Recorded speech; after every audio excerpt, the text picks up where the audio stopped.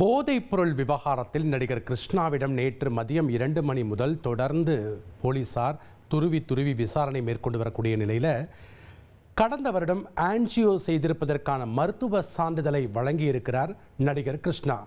கூடுதல் விவரங்களை வழங்க இணைகிறார் செய்தியாளர் சாலமன்.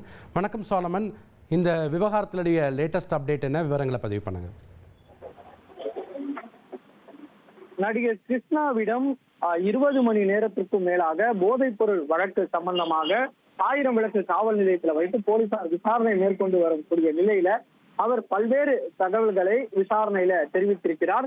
மேலும் குறிப்பாக அவருக்கு ஆன்ஜியோ சிகிச்சை மேற்கொண்டிருப்பதாகவும் அதனால் தான் போதைப் பொருள் பயன்படுத்த வாய்ப்பில்லை எனவும் அவர் விசாரணையில தெரிவித்திருந்தார். அது மட்டுமின்றி 2018ஆம் ஆண்டிலிருந்து நடிகை கிருஷ்ணாவுக்கு இறப்பை அலர்ஜி பிரச்சனை இருக்கிற காரணத்தினாலும் தான் போதைப் பொருளை பயன்படுத்த முடியாது எனவும் அவர் குறிப்பிட்டிருந்தார். இதய துடிப்பு வேகமாக இருப்பதாலும் அது தொடர்பாக தான் சிகிச்சை எடுத்து வருவதாகவும் போலீசாரிடம் வாக்குமூலம் தெரிவித்த நிலையில தற்போது அதற்கான மருத்துவ சான்றிதழை கிருஷ்ணா போலீசாரிடம் ஒப்படைத்திருக்கிறார். கடந்த ஆண்டு ஆன்ஜியோ செய்ததற்கான அந்த மருத்துவ சான்றிதழை போலீசாரிடம் கிருஷ்ணா அவர்கள் ஒப்படைத்திருக்கிறார்கள்.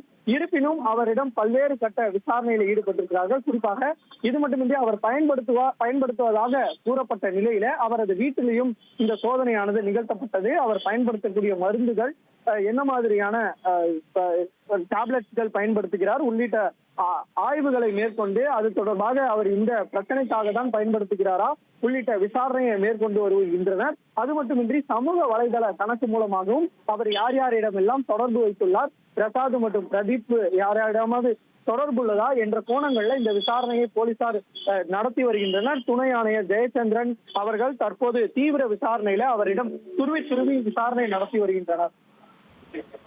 நன்றி சாலமன், உங்களுடைய தகவல்களுக்கு.